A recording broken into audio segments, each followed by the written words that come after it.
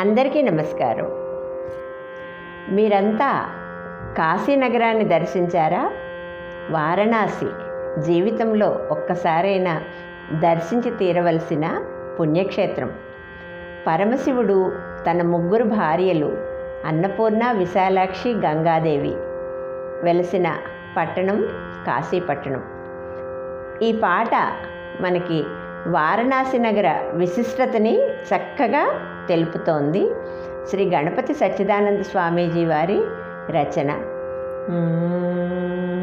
Kashi Kashi Ganga సంగత Varanasi, Kashi Kashi Ganga సంగత Varanasi, ప్రళయే వ్యలయా సా Kashi, భువనేనుపమా సా Kashi, ప్రళయే వ్యలయా సా Kashi, భువనేనుపమా సా Kashi, శంకరదయితా సా Kashi, Gauri Vinutha సా Kashi, శంకరదయితా సా Kashi, Gauri Vinutha సా Kashi, Kashi Kashi Ganga సంగత Varanasi, Kashi Kashi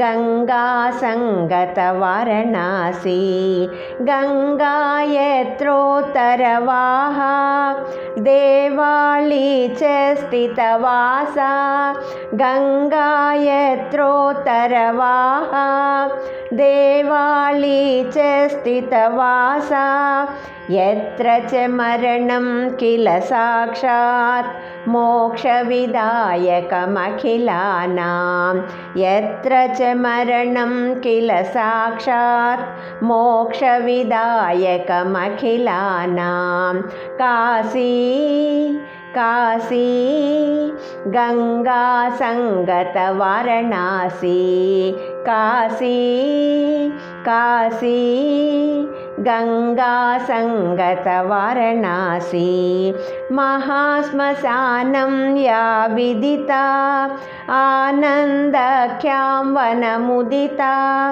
మహాశ్మశానం yeah విదితా ఆనందఖ్యాం వనముదితా, సకృదపి దృష్టా యానీనాం సచిదానందాదయదాత్రీ, సకృదపి దృష్టా యానీనాం సచిదానందాదయదాత్రీ, Kashi Kashi Ganga సంగత Varanasi, Kashi Kashi Ganga సంగత Varanasi, Ganga సంగత Varanasi, Ganga సంగత Varanasi.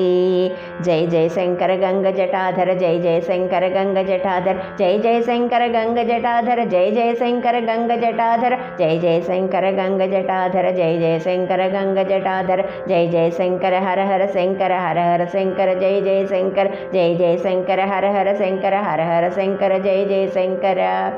Kashi Kashi Ganga సంగత Varanasi, Ganga సంగత Varanasi.